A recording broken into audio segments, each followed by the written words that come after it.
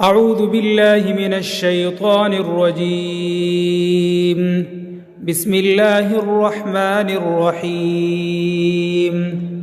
يا أيها الذين آمنوا لا تقربوا الصلاة وأنتم سكارى حتى تعلموا ما تقولون ولا جنبا إلا عابري سبيل حتى تغتسلوا، وإن كنتم مرضى أو على سفر أو جاء أحد منكم من الغائط أو لامستم النساء فلم تجدوا ماء فتيمموا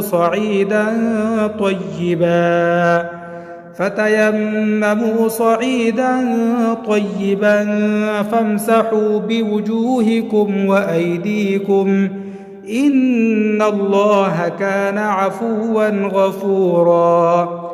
ألم تر إلى الذين أوتوا نصيبا من الكتاب يشترون الضلالة ويريدون أن تضلوا السبيل، والله أعلم بأعدائكم، وكفى بالله وليا وكفى بالله نصيرا.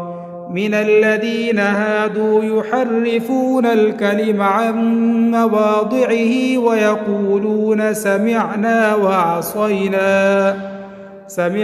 وعصينا واسمع غير مسمع وراعنا ليا بألسنتهم وطعنا في الدين، ولو أنهم قالوا سمعنا وأطعنا واسمع وانظرنا لكان خيرا لهم وأقوم، ولكن لعنهم الله بكفرهم فلا يؤمنون إلا قليلا.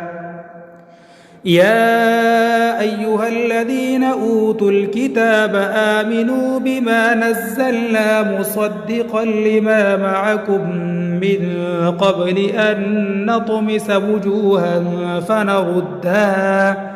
فنردها على أدبارها أو نلعنهم كما لعنا أصحاب السبت، وكان أمر الله مفعولا. إن الله لا يغفر أن يشرك به ويغفر ما دون ذلك لمن يشاء، ومن يشرك بالله فقد افترى إثما عظيما. ألم تر إلى الذين يزكون أنفسهم بل الله يزكي من يشاء ولا يظلمون فتيلا.